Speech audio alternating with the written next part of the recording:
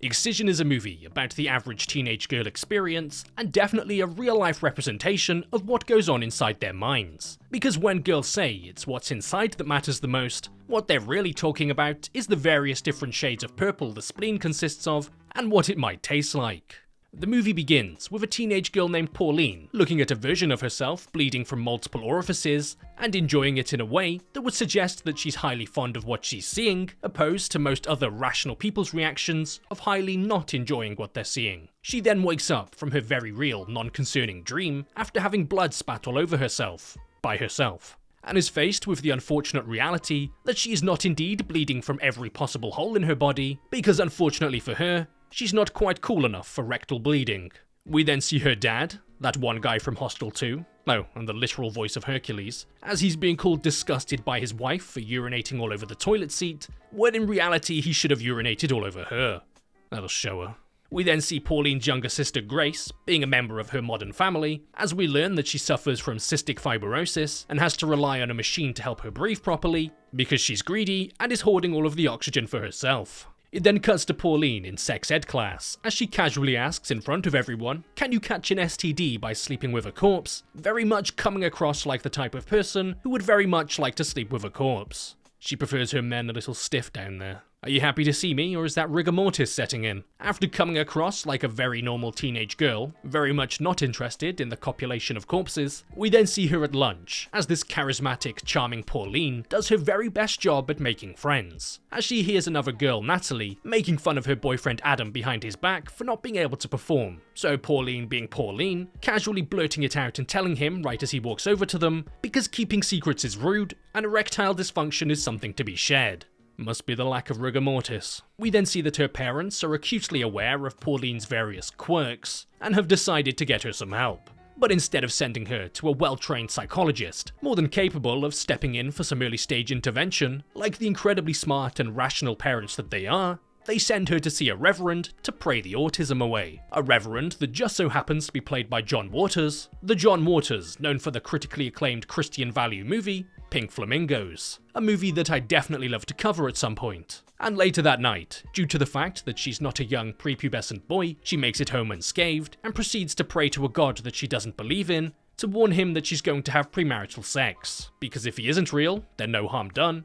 But if he is real, well, screw him, I guess. The next day at school, while being taught by Malcolm McDowell of A Clockwork Orange, just like everyone does, we learn that she wants to become a surgeon and that she has a serious problem with authority. Because no mum, I won't wash my hands after going to the bathroom, and you can't make me. Personally, I think she's going to be a great surgeon, evident by a dream she has later that night, as she mounts a headless body after licking it all over, because every great surgeon can identify each organ by taste. After climbing on, to I assume not glue the top half of the head back on, she wakes up from her rather concerning wet dream, and we see her back at school, formally introducing herself to the boyfriend Adam, and telling him right in front of his friends that she'd like to lose her virginity to him before handing over her number and walking away. Because apparently the idea of sleeping with someone who she's just humiliated is incredibly arousing.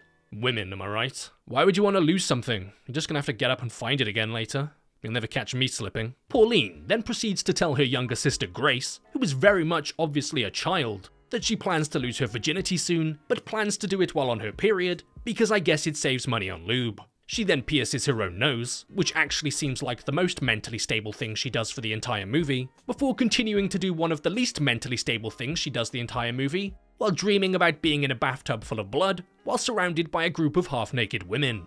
In other words, a fun time. After being shown Quentin Tarantino's favourite shot in the entire movie, we then see her researching dissection kits online like any other normal teenage girl would, when suddenly she receives a call from Adam, before proceeding to bluntly ask him what it is that he wants, after quite literally propositioning him for sex. And due to the plot points surrounding Adam being a teenage boy, of course he accepts the offer, because his wrist is starting to ache and his laptop is infested with malware. He then tells her that he'll take her up on her offer, and after setting a time and date, she immediately hangs up the phone as he continues to talk, because boys are stinky and gross. And speaking of stinky and gross, she then proceeds to sniff her bloody tampon, as she takes the term scratch and sniff a little too literally, as she sniffs her inner vaginal wall lining. Later that night, as she's spending some good old-fashioned bonding time with her family, after noticing that they've all fallen asleep on the sofa, she switches over the channel from some wholesome enjoyment to some whole enjoyment. as she watches a show about people putting their things inside of other people's things because there's something seriously wrong with this girl. After dreaming about becoming a human-sized jug of milk, as multiple people proceed to feed from the little-known 6 extra nipples that only appear on women when they're on their periods, she wakes up leaving a stain on the floor before being taken to a motel by Adam. And after he takes off his trousers, she plainly tells him to his face that he's too small for the extra-large condom that he's brought.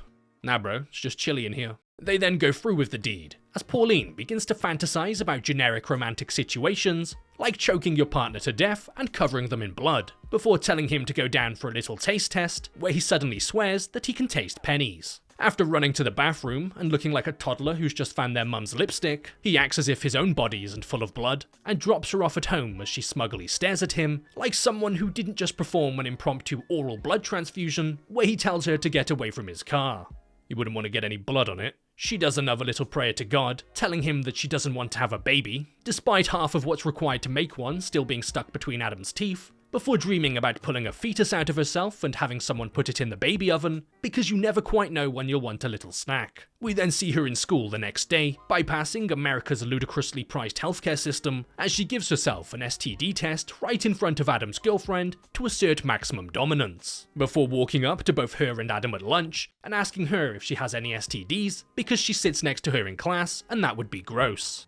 Gotta catch 'em all. After she responds with no, Pauline says good, then neither do I, as she seems to revel in the destruction and mental damage she causes to absolutely everybody around her. There isn't one scene in this movie containing Pauline that resembles anything that could be considered normal. For one, normal is a man-made social construct, and two, she's just kinda weird. Pauline's bizarre and outlandish behaviour doesn't only affect her peers at school, as she sleeps with their boyfriends and forces them to ingest her excreted vaginal blood, but her mother, being an overbearing religious figure in her life who's constantly criticising her poor father for simply existing, is slowly reaching her breaking point. The tension between the pair goes far beyond any petty arguments that a child might have with their parents, and instead leans more towards the side of slightly psychotic, as Pauline prays to the gods that her mother clearly holds near and dear to her heart, and asks them to kill her, because she's just annoying to be honest. After that not so vague comment made by Pauline towards Natalie, Pauline's confronted by Natalie in the girls' locker room after finding out that her boyfriend banged the weird chick and can't get the taste of metal out of his mouth. But Natalie seems to be one of the only people who can say something that genuinely upsets Pauline. The most vile, horrific, brutal thing that you can say to someone.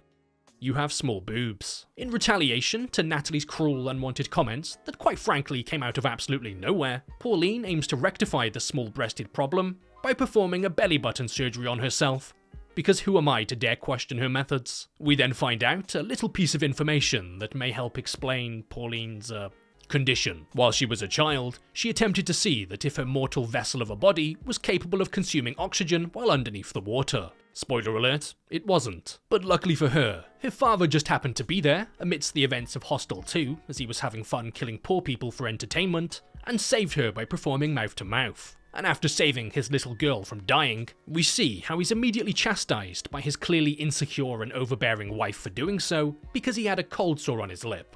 Bringing us back to the original point.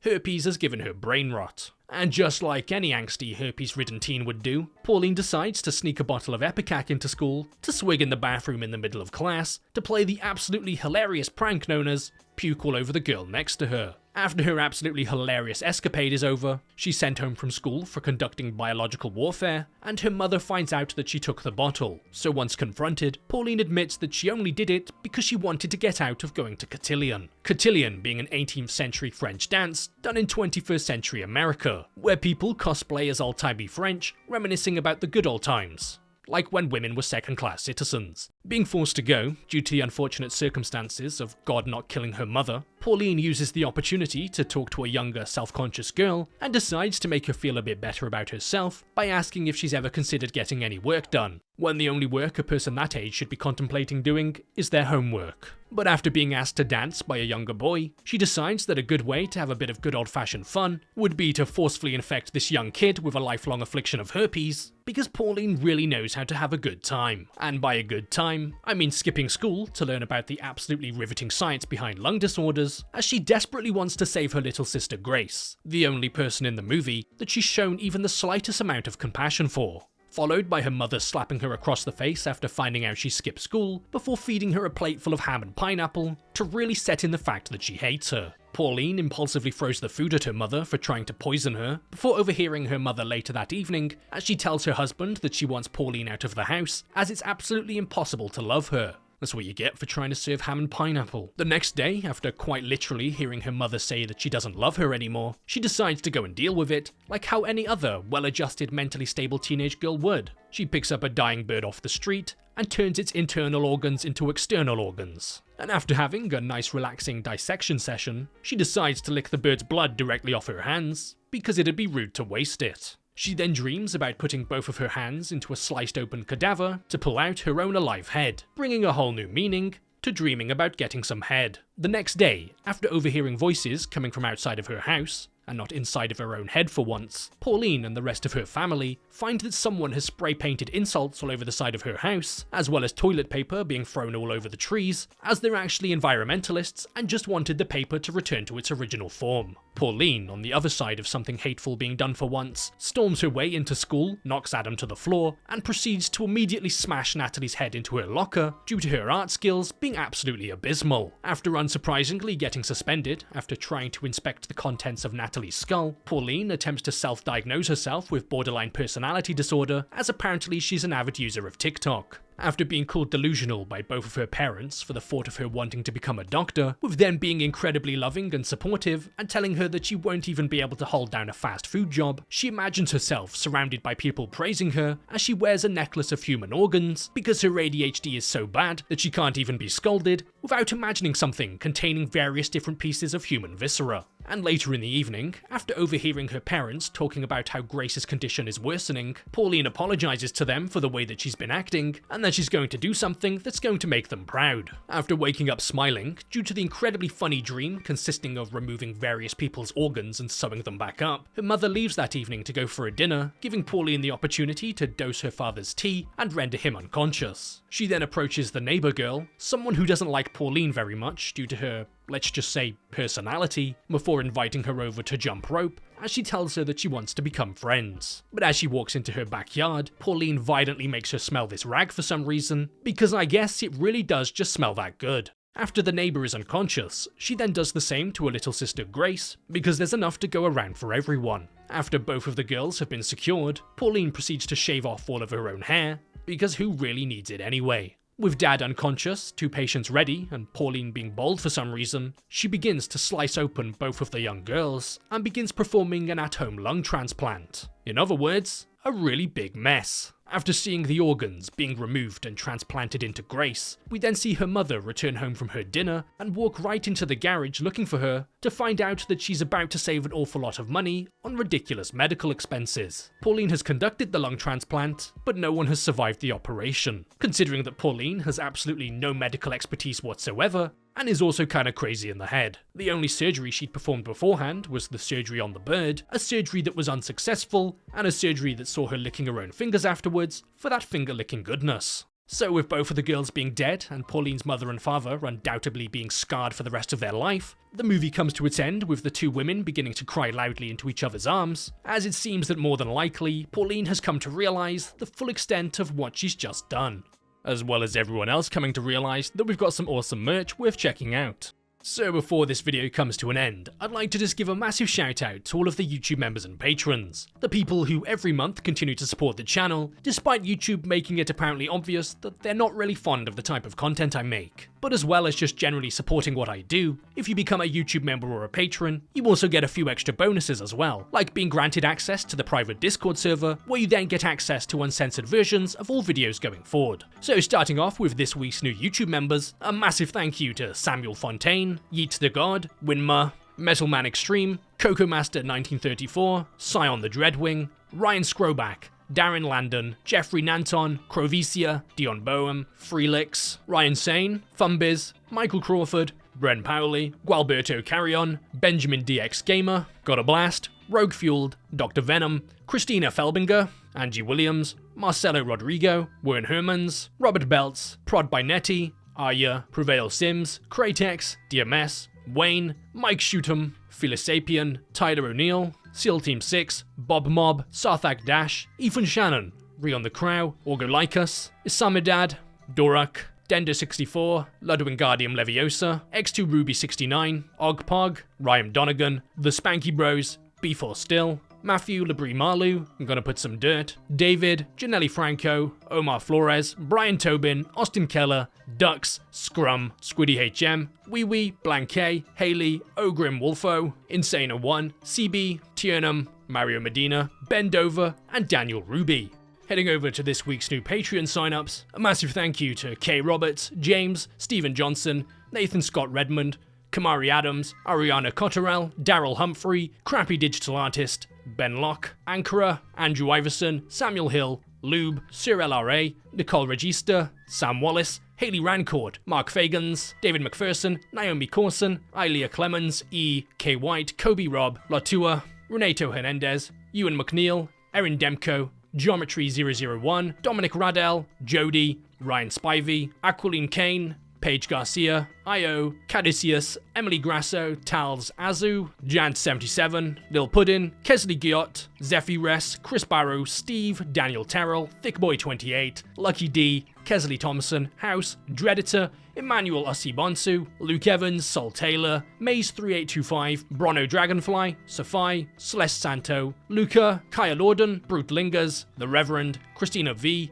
Ethan Rivera, Jasmine, Beck Vitale, Cody, Katie Hardman, Rob, Jeffrey Gilman, Pikastical, Sucky Wucky, Tim Balkel, Mern1, Choco Bug, Ideen Luss, Keelan Whiteside, Jahams, Tom Bomoff, Brady, Rose, Chris 9, Christian Fritas, Tim Soire, Peak, Running with the Jules 88, Draven, Boogie Hamilton, Hunter McNamer, Malunsky, Andy Lee, Pickly Poops, Austin Giles, Warden, Juan Charez, Shiny Mew, Paul Altman, Jack Turner, Nick Anderson, Jordan Krobner, Demetrius Haynes, Official Bricks, William Lark, Eric Sanchez, Justin Sweeney, Sarah, Caleb Romans, Barry Blueballs, Harry Van Lersel, Max Shepard Morrison, Dubby Dibbity, Caleb Keita, Matthew Kellett, Liam OG Como, King, John, Didi, Sean Bronson, Josh Brown, Joshua Palmer, Edward, Brian K. Lane, Eric Marones, August Baker, XD, Derek Williamson, Vibrant Maniac, Tom, Derek Peace, Hunter Skater Alligator, Francis, Brandon Leonard,